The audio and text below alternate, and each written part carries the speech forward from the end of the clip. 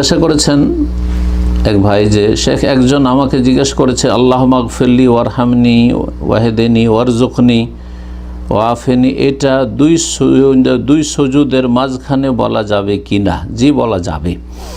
আমি খুঁজে কাছাকাছি কিছু সহিহ হাদিস পেয়েছি যেখানে এই কথাগুলোর সাথে আরও কথা জড়িত আছে, যেমন আল্লাহ মাগফিরলি ওয়ারহামনি ওয়াজবুরনি ওয়াহেদিনী ওয়ারজুকনি।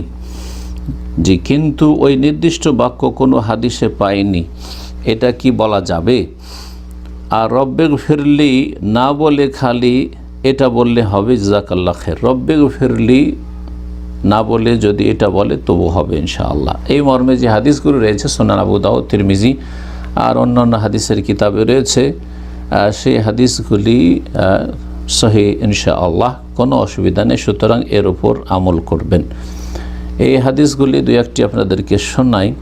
আব্দুল্লাহ বিন আব্বাস রাদিয়াল্লাহু তাআলা আনহুমা থেকে বর্ণিত, তিনি বলছেন যে আন্না নবী সাল্লাল্লাহু আলাইহি ওয়াসাল্লাম কানা ইয়াকুলু বাইনা সাজদাতে, নবী সাল্লাল্লাহু আলাইহি দুই সিজদার মাঝে বলতেন আল্লাহু মাগফিরলি ওয়ারহামনি ওয়াজবুরনি ওয়াহদিনি ওয়ারজুকনি।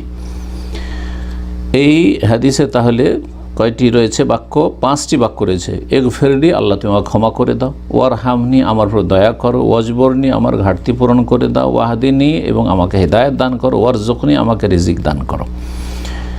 আল্লামা আলবানী হাদিসটিকে সহি বলেছেন। আর একটি হাদিসও রয়েছে কিছু অতিরিক্ত আরও দুটো বাক্য, তাতে রয়েছে আল্লাহ মাগফিরলি ওয়ারহামনি ওয়াজবুরনি ওয়াহদিনী ওয়ারজুকনি ওয়াআফিনি ওয়ারফানি, ওয়াআফিনি ওয়ারফানি।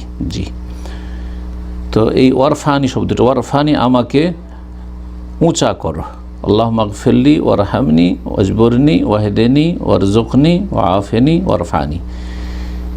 এই হাদিসটিও সুনানে তিরমিজি, আবু দাউদ, ইবনে মাজায় রয়েছে। ইমাম নববী রাহমাতুল্লাহ আলাইহি বলছেন যে ফাল এহতিয়াত ইয়ানি লিসাবাতি সুন্নাহ, সুন্নত অনুযায়ী আমল করার জন্য সতর্কতা হচ্ছে ওয়াল ইখতিয়ার আইয়ুজমা বাইনা রিওয়ায়াত, যে বিভিন্ন রিওয়ায়াতগুলি একত্রিত করবে, ওয়ায়াতি বেজামি আলফাজিহা, আর সবগুলি বাক্য বলবে, সবগুলি বাক্য দিয়ে দোয়া করবে। ওয়াহিয়া সাব, আর সে বাক্যগুলি হচ্ছে 7টি।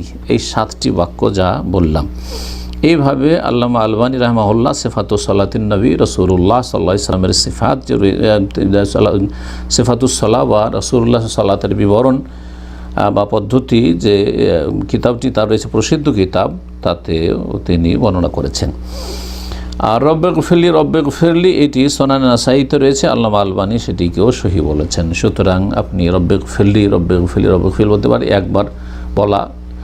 ইমাম আহমদ বিন হাম্বলের কাছে ওয়াজিব বা হাম্বলি মজহাবে প্রসিদ্ধ হচ্ছে যে ওয়াজিব, বাকি অধিকাংশ আইম্মা কেরামদের নিকট দুই সিজদার মাঝের দোয়া হচ্ছে সুন্নাত। আল্লাহু তাআলা আলাম।